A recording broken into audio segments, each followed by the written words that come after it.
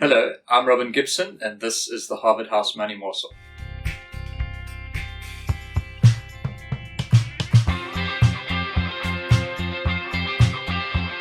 Welcome back. Thank you for joining us again. Don't forget to like and subscribe. Click the bell so you get a notification of when we're releasing a new video. I'm sitting again today with Michael Porter. Hello, Michael. Yeah, morning, Robin. We've got summer back again. I'm very pleased to say. I know, because I have to wear a tie today. Yes, I see. But you've got other events to go to. So, Michael, we're very close to the American election now. And we've always highlighted that it could be a factor in terms of where markets are going to go. So I thought what would be really nice is to explore in a little bit greater depth, what does it mean with a Trump win in terms of world markets, and what does a Harris win mean for world markets? Yeah, sure, Robin. Yeah, it's only, 3 weeks away or 2.5 weeks away now or whatever. So it is, it's getting very close. And the polls are actually very evenly split. There's hardly anything between the two of them. I think they're both sitting at sort of 49% or so at the moment with a bit of rounding error. So it can go either way. And maybe some geopolitical events are actually going to sway things, one way or the other. But, yeah, Robin, I think it's probably easier to start off with the Trump presidency and say, well, what would that mean? Because I think Trump the Republicans are really campaigning around, make America great again and continue that process that Trump started in his first term.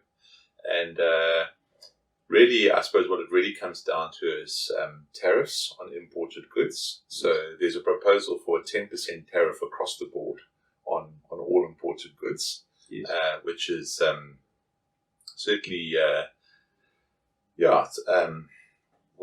10% tariff on all the goods and then a 60% tariff on selected Chinese goods. Okay. Now, this is very much moving away from the land of the free and the fair, and cheap goods. But maybe into the brave. Yeah. But really, I suppose there's two implications that the markets are then concerned about with that scenario. First of all, inflation. So when you suddenly put tariffs on something, you're just raising the price by 10%. Yes. So that's inflationary. And that will obviously have an implication for interest rates. Mm-hmm. So you will have the yield curve steepening, you'll have bond yields rising probably a little bit. And how will the Fed react to that? Maybe interest rates are not going to fall as quickly, whatever the case. So given that the foundation stone of global finance is kind of US interest rates, that's quite a big, going to be quite a big impact. The second thing is that if you're going to have quite a protectionist policy, it probably is going to infer that you have a stronger dollar. Mm-hmm. And if you have a stronger dollar, that basically is not good news for countries like us, which will then mean a weaker rand. Mm-hmm. So even though we can be paddling our own canoe down here and doing some things, if you have a very strong dollar, you are on the back foot in terms of the currency, And so those are probably the two big implications from an economic perspective on Trump winning. I think if Harris wins, essentially the opposite applies. Those don't get implemented, and we have the situation panning out as it has been, with the Fed reducing rates. I actually think both presidencies would probably be reasonably. I think the market would.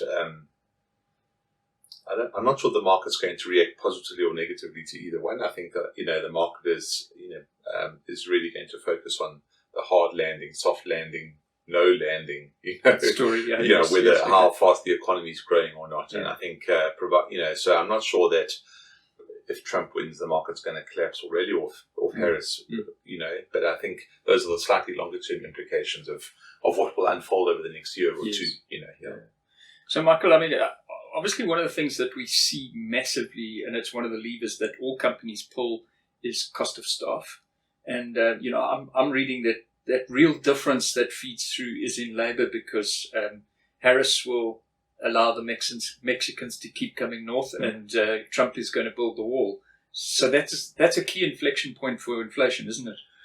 Yeah, Robin. The labor market in the US has really been an enigma, because on the one hand, is it slowing or not? And it has slowed. And then last Friday, we had US unemployment data out. The number was strong, and much stronger than anybody anticipated. The unemployment rate actually ticked down from 0.1%, which was completely contrary to expectations. So the labor market is strong in the US, and he's still sitting at sort of 4.1% or or thereabouts, So, yes, but I think, generally you would, just as protectionist on the tariff side, Trump is going to be much more hard on immigration. The Democrats wouldn't be. And listen, I think that same mantra is playing out across Europe. I think there's a huge amount of concern around immigration and things like that across Europe. So I don't think it's unique to Trump. I think a lot of countries are fighting for their identity, if you want to call it like that, or dealing with this immigration issue. So, but yes, I mean the labour market is tight in the US. So if you really tighten that further, you can have some wage inflation coming through. But that would be a long-term trend. It wouldn't be manifest in the next 6 months. That's just a continuation of a sort of long-term trend. Yeah. I see that R.W. Johnson is calling a Trump. It's a dead cert on Trump. He's put his flag in the ground. I don't think we're prepared to put our flag in the ground at this point. No, I think it's, as I said right at the beginning, it's sort of 50-50 really in the poll at the moment. I think the other thing that we probably just need to mention, Robin, is that probably the biggest concern around the Trump presidency is maybe the foreign policy stance. And that's where things can get a little bit more tricky because, he doesn't really support the war in Ukraine, or he would be much more willing, either he cuts off funding for Ukraine, where does that leave them? Or he's much more open to the settlement. And, Russia controls, I think I was reading the other day, 25% of Ukraine at the moment, and I think Russia has been making some incremental gains of late, I mean, it's faded from the headlines a little bit, but, and then, obviously what happens in Israel and things like that. And so the whole foreign policy stance is probably where maybe things will be a little bit more uncertain, and it could have some bigger ramifications for peace, for risk premiums and all that kind of thing, and oil prices and all that kind of stuff, So I think that's also where we have to watch. It's not just about what happens in America; it's actually also about how America projects its power onto the world. 100%. Awesome, Michael. Well, thank you for giving us that insight. Thank you for joining us. Don't forget to like and subscribe, and we'll catch you next time. Bye bye.